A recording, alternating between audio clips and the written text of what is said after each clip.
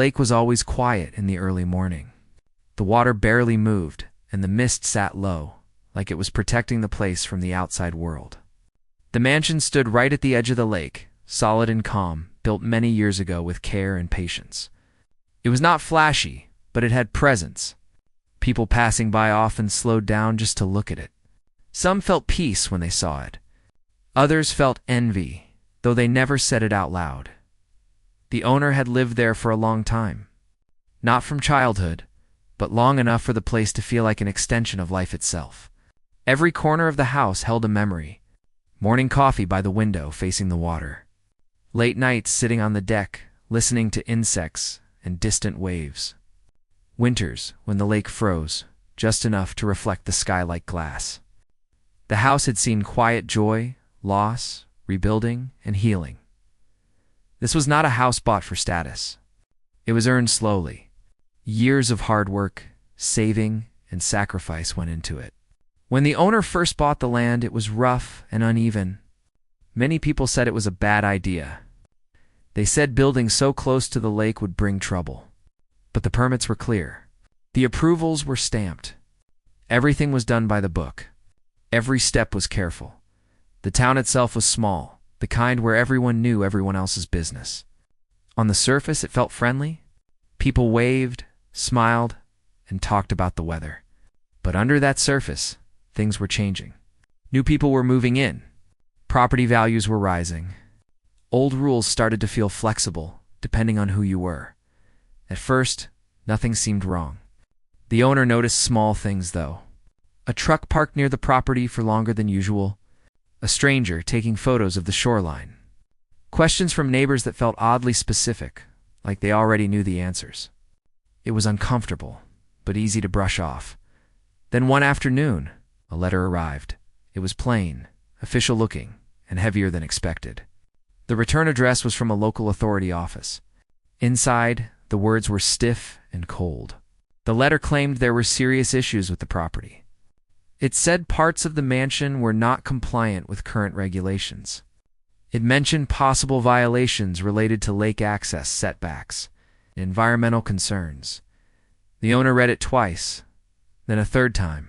It didn't make sense. The house had been inspected before, multiple times.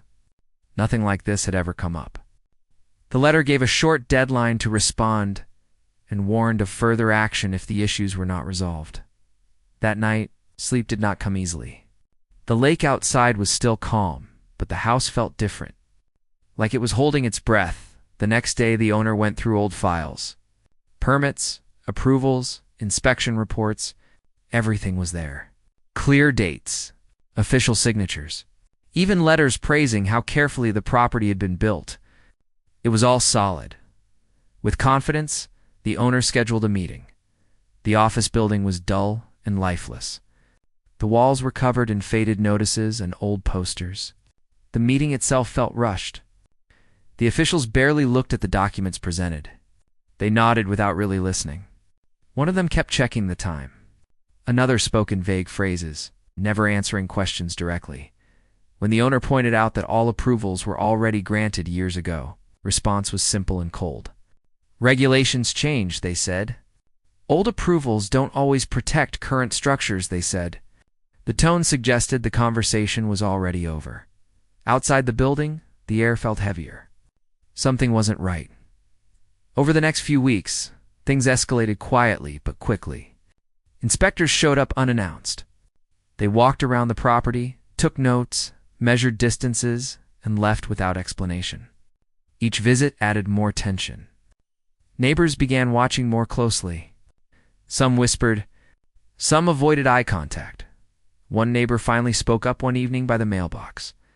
They said they heard the land near the lake might be redeveloped. Something about new projects, new investors, and improving access. The words sounded harmless, but the meaning underneath was clear. The lake was valuable now. Another letter arrived. This one was harsher. It listed alleged violations and warned that failure to comply could result in enforcement action. There was still no clear explanation of what exactly was wrong, only that it was serious. The owner felt frustration rising but stayed calm. Calls were made. emails were sent. Copies of documents were submitted again and again. Each response from the authorities felt delayed and dismissive. It was like speaking into a void. At home, the mansion remained peaceful on the surface. Sunlight still hit the water the same way. Birds still landed on the railing. But inside, there was a growing sense of threat. Like someone was standing just outside the door, waiting. Late one evening, while sorting through paperwork, the owner noticed something strange. A small detail in one of the new inspection notes didn't match older records. A boundary line was slightly different, just enough to change everything. It looked subtle, almost accidental. That was when suspicion turned into concern. More research followed. Old maps were compared to new ones. Public records were requested. Some information was harder to get than it should have been. Pages were missing. Dates didn't line up. The deeper the owner looked, the more uncomfortable things became. Still, there was hope. Logic was on their side. Truth was documented. No one would destroy a home without undeniable proof. That kind of thing didn't just happen. Not here. Not like this. Then one morning, the sound of engines broke the quiet. Large vehicles were parked near the road. Heavy equipment sat idle, but ready. A notice was posted near the entrance of the property. It stated that enforcement action was pending and access may be restricted soon. The owner stood there for a long time, reading the words over and over. The lake shimmered behind the notice, uncaring and calm. Neighbors gathered at a distance. Some looked shocked. Others looked curious. No one stepped forward. That night, the owner sat alone on the deck, staring at the water. The house creaked softly, like it always had. Every sound felt louder. Every memory felt closer. The thought that all of this could disappear felt unreal.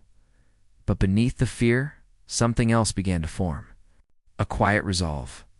The sense that this wasn't just about a house anymore. It was about truth and about someone assuming silence meant surrender. The owner didn't know how far this would go yet. Only that whatever was coming next would change everything. The lake remained still, reflecting the moonlight. And the mansion stood there, unaware that its time was already being counted by people who never lived a single day inside its walls. The days after the first notice were heavy. Every morning, the owner would wake up to the quiet of the lake, hoping that maybe things had calmed down overnight. But the reality was different. Vehicles were still parked near the property. Surveyors walked along the edges of the land, measuring and taking notes. They seemed polite, even friendly, but the owner felt their presence like a shadow. It was hard not to see it as a threat. The owner tried again to make contact with the officials. Phone calls were made. Letters were sent, emails drafted with care. Every response came slowly, often vague, and sometimes contradictory. One day, an official would claim one rule applied. The next day, a different person would say something else entirely. It felt as if the rules were being rewritten just for this house. It made no sense, but the effort to explain, to reason, was endless. Meanwhile, the neighbors began to notice the tension. Some offered quiet support, leaving small notes of encouragement or stopping by to say hello. Others stayed distant, as if speaking to the owner might bring trouble onto themselves. One evening, a neighbor, older and respected in the community, finally spoke with the owner. They mentioned hearing rumors about a development project near the lake. Large investors were interested, and suddenly, the old house became a problem, even if it had stood there for decades. The words carried weight because of who said them. But still, the owner had no proof. At home, life continued in small routines. Coffee in the morning, walking along the lakeshore, feeding the ducks. These moments offered peace, but the cloud outside was growing heavier. Every sound truck starting, cameras clicking, strangers driving slowly past, felt like a warning. Sleep was restless. Dreams mixed the quiet lake with machines tearing through the house. Each morning, the owner woke up more anxious than the night before. The letters kept coming. Some were notices of inspection, some warnings of violation, some strange forms that didn't make sense. One letter in particular accused the owner of ignoring repeated violations and suggested the house could be removed. If the issues were not corrected, the words were formal, polite on paper, but threatening in spirit. The owner felt a deep knot in the stomach, realizing that the danger was real, not imagined. The owner decided to meet again with the officials, this time bringing every document, map, permit, and approval ever received. The hope was simple: show proof, calm the situation, restore reason. But the meeting was different this time. Officials barely looked at the documents. They seemed uninterested, even impatient. One kept tapping a pen on the desk. Another glanced at their watch repeatedly. Questions about old approvals and property boundaries were dismissed with vague answers. It felt deliberate, as if they were trying to wear the owner down. After leaving the office, the owner walked back to the mansion feeling exhausted and unsettled. The lake, usually a source of calm, reflected the gray sky and seemed to mirror the tension of the past few weeks. The owner began to consider the possibility that something bigger was at play. Maybe this wasn't about regulations or permits. Maybe someone wanted the land itself, or the water access, or the property for reasons the owner could not yet see. To be prepared, the owner began documenting everything. Each encounter, each letter, each visit from strangers was noted carefully. Photos were taken of the property, the surrounding land, and any new construction or inspection markings. Phone calls were recorded with the details of each conversation. The mansion was becoming a fortress, not just of walls and memories, but of evidence. The owner felt a strange mix of fear and determination. This house represented a lifetime of work. They were not about to give it up quietly. During this time, a few neighbors offered more help. They provided old maps, historical records, and even some photographs from decades ago that showed the house and property in its original form. The owner pieced together a clearer picture. The property had been carefully surveyed, with all proper approvals. Even the environmental reports submitted when the house was first built had nothing negative to report. The evidence was strong, but the officials seemed determined to ignore it. One morning, the owner noticed something unusual. A set of survey markers had been moved slightly. They weren't the original markers, and their placement could be interpreted as a violation of setbacks. It was subtle, almost invisible to an untrained eye, but it could be used against the owner. It was the first sign that the threat was not random. Someone was deliberately creating problems, even if it meant bending the truth. Concern turned into strategy. The owner began to research the people involved. Public records, business filings, and property records were studied in detail. Connections emerged between certain officials and developers who had expressed interest in lakefront land. It was still circumstantial, but the owner now had a sense that the house was not just a target of random inspection. It was a target of opportunity. As the days passed, the tension in the community grew. Some neighbors avoided the mansion, whispering about what might happen next. Others came by cautiously, offering advice or moral support. The owner realized that the house had become more than a home. It was a symbol of resistance, of standing up against something unjust. Even in the quiet, calm moments by the lake, that awareness lingered. Despite the rising pressure, the owner maintained daily routines. Mornings by the lake, meals on the deck, and evenings checking documents. It became a rhythm of survival. Each day the evidence grew stronger. Photos of surveys, recordings of conversations, copies of letters and notices, all carefully organized. The mansion itself remained calm and silent, holding its place on the edge of the water as if it understood that this was not the end yet. But outside, the world was changing quickly. Heavy machinery was being moved into place along nearby properties. Trucks appeared where they had never been before. Each time the owner drove through the town, the sense of unease grew. Signs of development were everywhere. Roads were being widened, trees removed, and fencing installed. The mansion, once part of a quiet, sleepy town, now felt like an island under threat. A particularly tense moment came when an inspector came without warning one morning. The owner was home, and the visitor claimed there were urgent safety concerns that needed immediate attention. The questions were aggressive, the tone sharp. Every answer the owner gave seemed wrong. After a few hours, the inspector left, leaving a note that hinted at future enforcement actions. It was a warning, clear and direct. The message was that compliance was not enough if the officials decided the house was a problem. That evening, Iona walked along the shoreline. The lake reflected the sunset, turning the water gold and pink. For a moment, the tension lifted. The peace of the lake, the smell of water and earth, reminded the owner why this place mattered. It was more than a house. It was life itself. Memories, hard work, family, quiet moments all were tied to the walls and windows, the garden and the deck. Letting it go was not an option. From that night, the owner resolved to fight smarter. Not with anger, but with evidence. Not with noise, but with precision. Each encounter, each letter, each irregularity was catalogued. A plan began to form. The house would not fall because of silence or patience alone. There would be a time to reveal the truth, and that time would come with preparation, not emotion. The community watched, some in curiosity, some in concern. The owner remained calm, maintaining the appearance of a normal life, while quietly building a case that could not be ignored. The mansion stood firm, the lake remained still, and beneath it all, a quiet storm was forming. The owner could feel it in the air, in the way the officials avoided eye contact during meetings, in the way trucks and machinery seemed to appear exactly when they were not wanted. Something was coming, and when it arrived, it would not find the owner unprepared. The house had survived storms, winters, and floods. It had been built to last.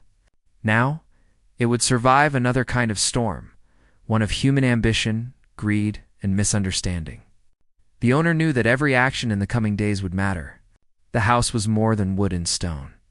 It was a statement, a living record of effort, care, and truth. And that truth would be the weapon that protected it. The quiet determination to see justice through became a silent strength. Stronger than any fear, more persistent than any threat, the mansion, the lake, and the life built there were worth every struggle to defend. The morning started like any other. The lake was calm, the sun rising slowly behind the trees, casting long shadows across the water. But this morning was different. Heavy machines, trucks, and a group of workers had arrived at the property. There was no warning this time, no discussion, no notice left on the door beyond a simple paper stuck to the gate. It stated that enforcement action was underway and that the property was being cleared due to alleged violations.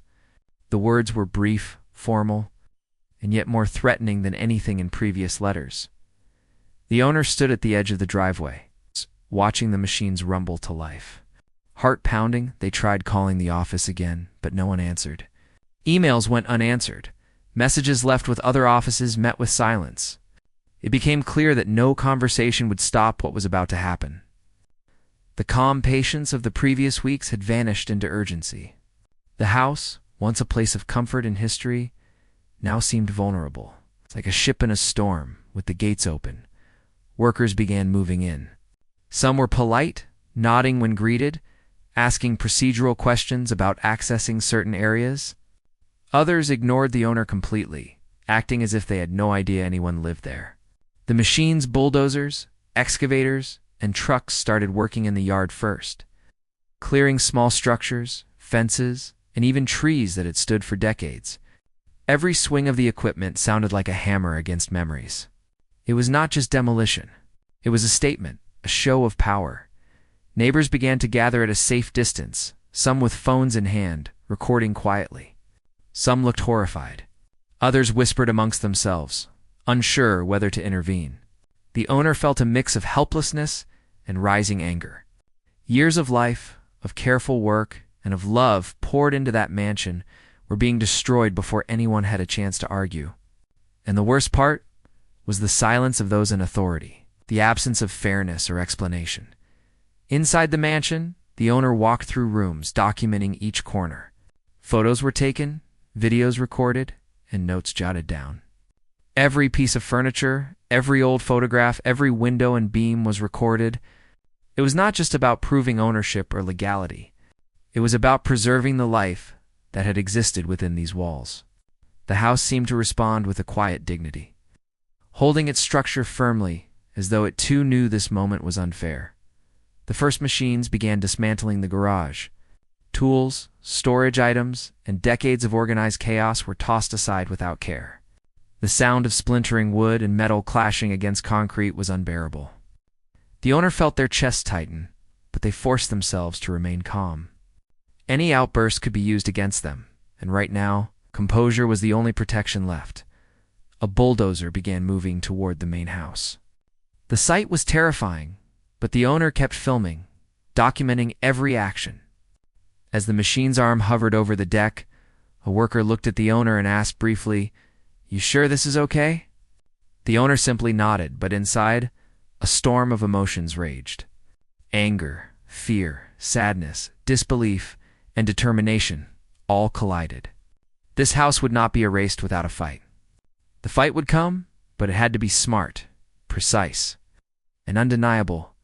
Throughout the day, the owner noticed strange patterns. Survey markers had been moved, signs of deliberate misalignment. Measurements were being taken that contradicted the maps the owner had painstakingly compiled. There was an effort to make it appear that violations existed when they did not. It became painfully clear this demolition was not about safety or regulations. It was about control, perhaps greed, perhaps opportunity. The truth behind these actions was hidden, but the signs were undeniable. By mid-afternoon, the situation escalated further. Workers began tearing down the porch, the roof edges, and finally, sections of the outer walls. The sound of breaking timber and shattering glass echoed across the lake. The owner documented everything, taking care not to approach too closely for safety reasons. The mansion was being dismantled piece by piece, memories and history being reduced to rubble. The quiet strength of the home, which had stood through storms and winters, was being tested in a way no one could have imagined. Despite the chaos, the owner noticed something important. The workers were following orders exactly. They were precise, almost mechanical, in their approach. They did not question instructions. That meant the chain of command was clear. Someone higher up had decided this demolition had to happen and had ensured that no single worker had the authority to stop it. It was a strategic move designed to prevent interference. Neighbors who had gathered whispered among themselves. One older woman cried softly, recalling the history of the house. Another man shook his head, saying that it was shameful how power was being abused. The owner realized that the community had mixed feelings. Some were sympathetic, some fearful, some resentful, but none could intervene directly without risking their own stability. The mansion was becoming a symbol, both for injustice and for resilience. By evening, most of the outer structures were gone. The yard looked barren, the edges of the property cleared for access. The house itself was partially stripped, exposing walls and interiors that had been private and safe for decades. The sun set behind the lake, painting everything in gold and red. But even the beauty of the moment was overshadowed by loss and tension. The owner walked through the exposed rooms, cataloging damage, taking notes on every step. The mansion had been more than wood and stone. It had been a living space, full of life and history. Now, those memories were under threat. As night fell, machines stopped, but the tension remained. The owner sat on the deck, now partially destroyed, looking out at the calm lake. The water reflected the moon and stars, unchanged, indifferent to human conflict. For a moment, the owner allowed themselves to breathe, to absorb the quiet, even amidst chaos. The house was not fully gone, and there was still a chance to fight. Still a chance to reveal the truth. Still a chance to hold on to everything that mattered. That night, a new plan formed. The owner would not act rashly. They would gather all evidence, strengthen documentation, prepare to confront the people responsible with undeniable proof. The machines could destroy walls and roofs, but they could not destroy facts, history, and truth. The mansion had stood for decades. Its life would not be erased by temporary power or intimidation. Neighbors who had quietly watched over the property began to offer small signs of support. Some shared old photographs and stories of the mansion, adding to the evidence that would later help expose what had happened. Others spoke about meetings they had overheard, about promises made and broken. Every piece of information, every observation, was carefully collected. The owner understood that knowledge would be the strongest tool in the coming days. By the end of the night, the mansion was damaged but not defeated. The owner could feel the weight of the events, the loss, the anger, and the resolve. The next steps would require courage, patience, and strategy. The truth had to be revealed, and when it was, the people responsible would be exposed for what they had done. The calm of the lake, the resilience of the mansion, and the determination of the owner formed a quiet but unbreakable bond. Together, they would endure the storm that had begun, and justice, in some form, would eventually follow. The morning after the demolition felt unusually quiet. The sun rose over the lake, reflecting off the water as if nothing had happened. But the owner knew better. The mansion was battered, its walls exposed, parts of the roof missing, and the yard a mess of debris. Yet amidst the destruction, a new determination had taken hold. The owner understood that this was no longer just about protecting a home. It was about exposing the MCA truth and holding those responsible accountable. The first step was to review everything that had happened. Every photo, every video, every note from the past weeks was gathered and organized. The evidence was meticulous, covering the approach of the machines, the actions of the workers, and the discrepancies in measurements and markers. Even small details that seemed insignificant at first, light misalignments. The movement of survey markers, contradictions in inspection reports, were documented carefully. Each detail would become crucial later. Neighbors, who had supported the owner quietly over the past days, became more actively involved. One neighbor provided old maps of the property, showing boundaries and previous surveys that contradicted the claims made in the demolition notices.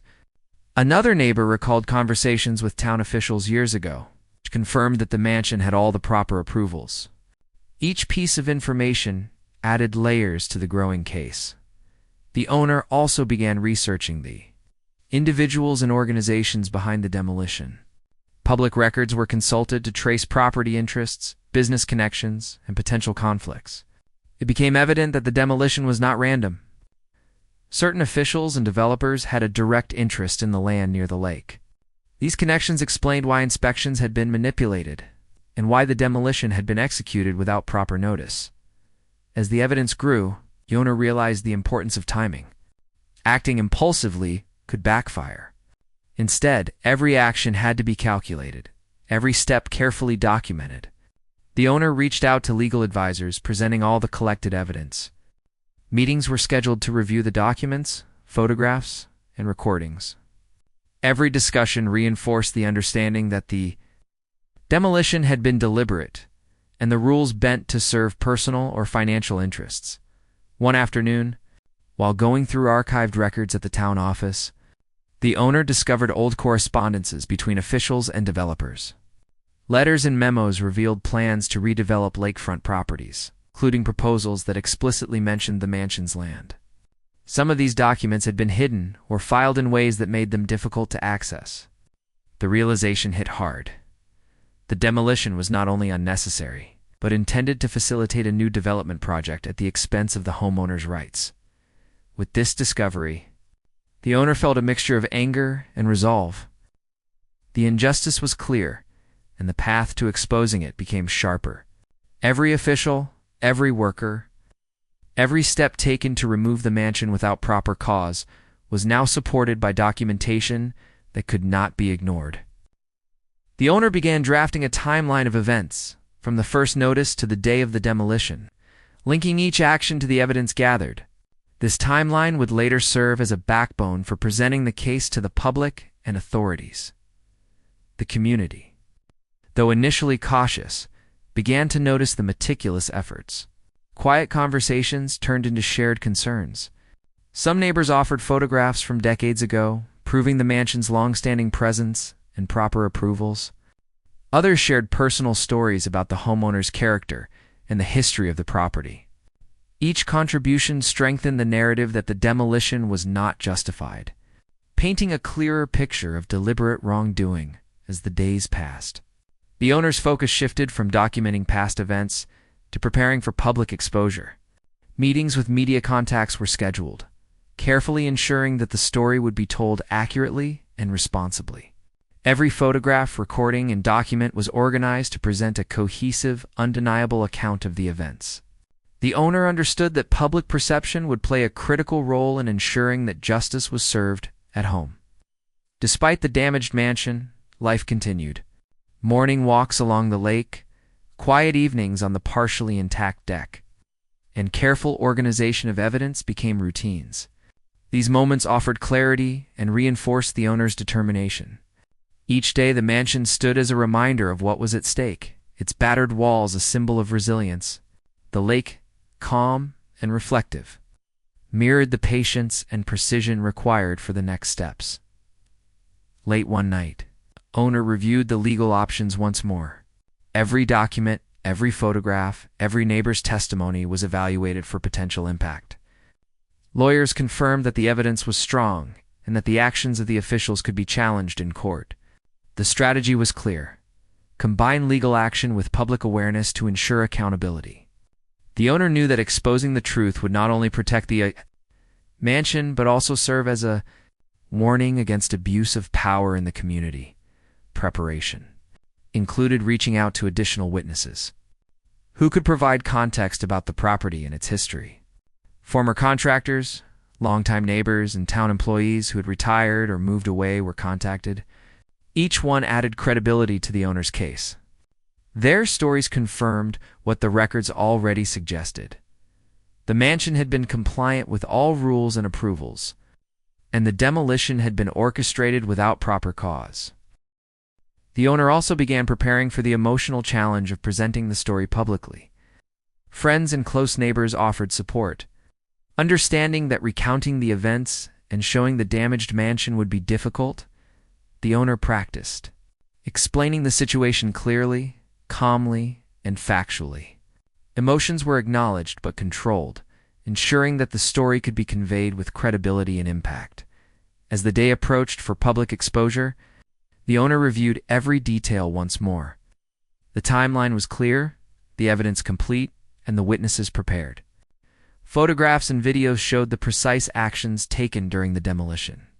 Historical records demonstrated compliance with all regulations. Expert opinions confirmed the accuracy of the measurements and the legitimacy of the property boundaries. The case was ready. On the day of revealing the truth, the owner stood before the gathered neighbors, media representatives, and supporters. Every piece of evidence was displayed carefully. The story was told chronologically, highlighting the progression from initial notices to the demolition and the deliberate manipulation behind it. The photographs and videos were shown, records presented, and witness statements read aloud. The narrative was compelling, logical, and undeniable. The reaction was immediate. People were shocked, realizing that what had been presented by officials and workers as a justified demolition was, in fact, a calculated move to gain control of valuable land. Questions were asked, and officials were put on the spot. The carefully documented evidence made it impossible to ignore the truth. In the days that followed, the story gained traction. Local media covered the events, neighbors discussed them openly, and the pressure on the officials increased. The owner's careful documentation and preparation had transformed a moment of personal loss into a public revelation of wrongdoing. The mansion, though damaged, became a symbol of resilience, evidence, and truth. The owner's determination and meticulous efforts ensured that the injustice would not go unnoticed or unchallenged. The lake remained calm, reflecting the sunlight and the battered mansion. It had witnessed decades of life, and now it stood as a silent witness to the fight for truth and justice. The owner knew that the struggle was not over entirely, but the foundation had been laid. The truth had been revealed, and those responsible would face scrutiny. The mansion's story, once threatened by destruction, now became a beacon of persistence, courage, and unwavering commitment to justice.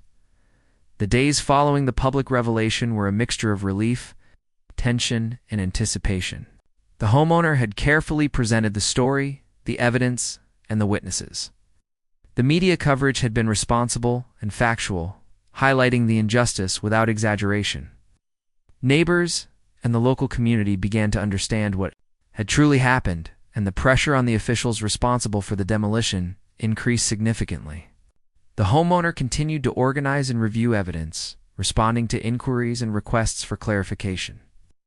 Legal experts confirmed that the documentation and witness statements formed a strong case. The timeline of events, the historical records, the photographs and videos of the demolition, and the testimony of neighbors and former employees all converged into a clear, undeniable narrative. The homeowner realized that the fight was no longer just about preserving the mansion, but about ensuring accountability and justice. Officials who had orchestrated the demolition found themselves questioned publicly for the first time. Statements they had made previously were scrutinized. Inconsistencies were highlighted, and their motivations were investigated. Developers connected to the project were also forced to explain their intentions. The homeowner observed these proceedings closely, understanding that patience, clarity, and truth were the strongest tools available. Emotions still ran high, but every interaction was approached with careful consideration and composure. At home, the mansion stood damaged but resilient. The owner spent hours walking through each room, cataloging remaining features and planning repairs. Every corner, every wall, every window held memories. In the process of documenting these details served as a reminder of what was at stake. Despite the destruction, the structure remained a testament to endurance in history. It was a symbol both to the community and to those who had attempted to remove it, that truth and perseverance could not be erased. The community, once quiet and cautious, became more involved. Neighbors offered additional documents, old photographs, and personal accounts that further strengthened the homeowner's position. Local historians confirmed the mansion's long-standing compliance with regulations and shared records of its historical significance. Support grew steadily, creating a network of witnesses, experts, and community members who validated the homeowner's narrative. The mansion became more than a private residence, became a focal point for truth and collective memory. Legal action progressed steadily. Court proceedings were initiated, and the homeowner's evidence was presented in detail. Every photograph, every note, every testimony played a role in exposing the deliberate actions behind the demolition. Judges and legal experts began to see the pattern clearly. The destruction was not a matter of compliance or safety, but of manipulation, ambition, and disregard for due process. Each hearing reinforced the validity of the homeowner's case. In the courtroom, the homeowner remained calm, presenting facts and evidence without dramatics. Witnesses, including neighbors and historical experts, testified to the legitimacy of the property and the deliberate nature of the demolition. The legal team highlighted the discrepancies in official records, the intentional misalignment of survey markers, and the rapid execution of demolition without proper notice. The clarity of the narrative left little room for doubt or deflection. As the hearings progressed, the public began to understand the depth of the injustice. The homeowner's story resonated with others who had faced bureaucratic overreach or arbitrary enforcement. Media coverage remained factual but empathetic, focusing on resilience, fairness, and accountability. The mansion, damaged but still standing, became a symbol of determination and the importance of holding those in power accountable. Eventually, the legal process reached a critical point. The evidence was overwhelming, and the officials responsible for the demolition were held accountable for their actions. Orders were issued to compensate the homeowner, store the property where possible, and implement measures to prevent similar abuses in the future.